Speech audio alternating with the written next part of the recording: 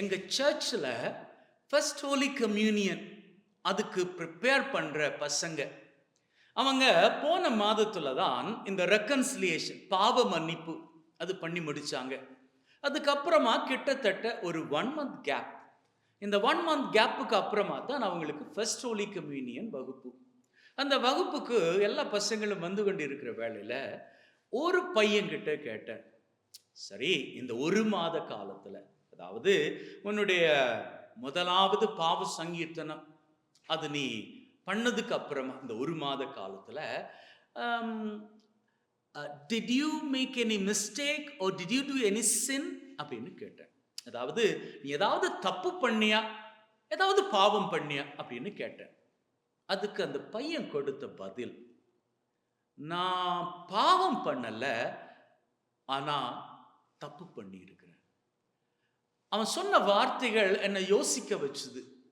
அதாவது நாம தப்பு பண்றப்போ பாவம் பண்றோமா அப்படின்னா அதற்கான பதிலை இன்னைக்கு யாக்கோபு 4வது அதிகாரத்துல நமக்கு சொல்றாரு.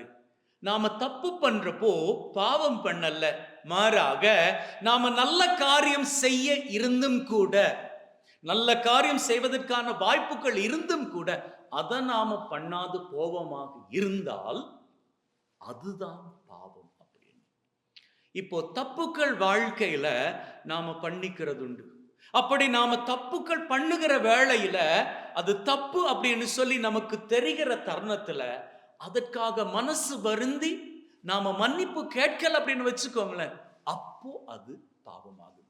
அதாவது நம்ம செய்ய வேண்டிய ஒண்ணு, நன்மை செய்யக்கூடிய தருணத்துல நம்ம நன்மை செய்யாம விலகி போறோமே, நாம பண்ணது தப்பு அப்படின்னு சொல்லி நமக்கு தெரிந்து அந்த தப்பை நாம மறைச்சிட்டு போறோமே, அது பாவமாகும்.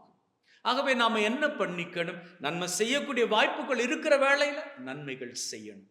அதே போல நாம தப்பு பண்ணிட்டோம் அப்படின்னு சொன்னா அது தப்பு அப்படின்னு சொல்லி உணர்ற வேளையில நாம் உடனடியாக மன்னிப்பு கோரணும். அப்படி மன்னிப்பு கோருவமாக இருந்தால் அங்கே நாம பாவம் பண்ணாமல் இருக்கிறோம். ஆகவே இதுவரை காலத்திலையும் நாம தெரிந்தும் தெரியாமலும் பண்ணி இருக்கக்கூடிய தப்புகள் இவற்றை எல்லாம் நினைச்சு நாம் ஆண்டவர்கிட்ட மன்னிப்பு கேட்கிறோம். அப்படி மன்னிப்பு கேட்போமாக இருந்தால் அந்த காரியம் ஒருபோதும் பாவம் அப்படி என்கின்ற கேட்டகரிக்குள்ள வந்துடாது.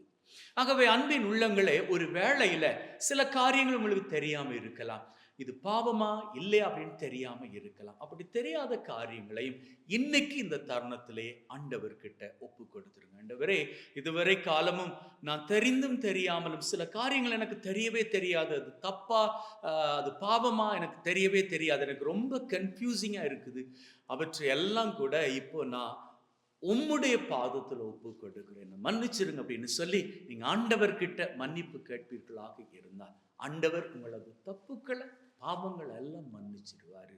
நீங்க எப்போ ஆலயத்துக்கு போறீங்களோ அப்போ குறிப்பிடம் நல்லதொரு பாவ அறிக்கை செய்து விடுங்கள். உங்களுக்கு ஆண்டவரது மன்னிப்பு நிறைவாக தரப்பட நீங்க வாழ்க்கையில இன்னைக்கு இருக்கிற நிலையிலும் பார்க்க மகிழ்வின் ஆசிரியர் சிகரங்களை உயரங்களாக. ஆமென்.